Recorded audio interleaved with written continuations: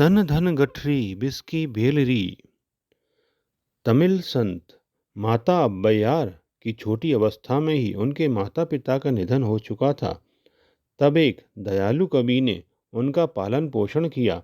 जब उनकी आयु 16 वर्ष की हुई तो योग वर की खोज की जाने लगी। देखने में वह सुंदर थी ही, एक राजकुमार ने उन्हें पसंद कर लिया। किंतु अब्बैयार का तो ध्यान बचपन से ही भगवत भजन में लगा था। उन्हें घर गृहस्थी से विरक्ति हो गई थी।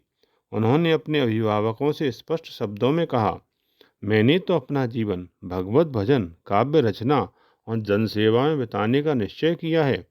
आप मेरे विवाह का विचार त्याग दें। किंतु उन्होंने सोचा कि विवाह के बाद राजमहल के वैभव में सब कुछ भूल जाएगी, इसलिए उन्होंने उसकी बात अनसुनी कर दी।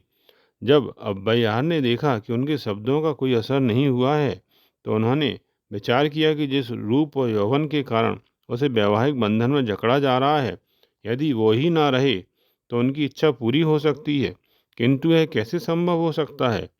जब उन्हें कोई उपाय नहीं सूझा तो वह भगवान की शरण में गईं और कातर स्वर में प्रार्थना की, हे भगवान, मेरा यौवन और सौंदर्य भजन पूजन, माता सरस्वती की उपासना और ज्ञान दान में बाधक बन रहे हैं। इसलिए हे प्रभु, मेरे इस शरीर को कुरूप कर दो ताकि मैं बेहिचक सबकी सेवा कर सकूं। दीन दयालु परमेश्वर ने उनकी आर्त पुकार सुन ली और एक दिन रात्रि में ही अब्बैयार के शरीर का सारा तेज जाता रहा। वह एक अधेड़ की भांति कुरूप दिखाई देने लगी।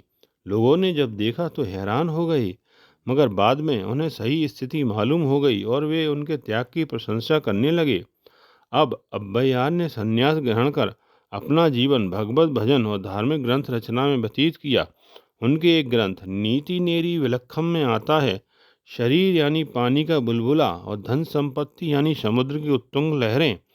पानी से लिखी रेखाएं जितने समय तक टिकती हैं, शरीर और धन भी उतने ही काल तक रहता है। इसलिए मनुष्य को स्वयं को भगवत भजन में लीन करना चाहिए। आपने यह कहानी ध्यानपूर्वक सुनी, इसके लिए धन्यवाद।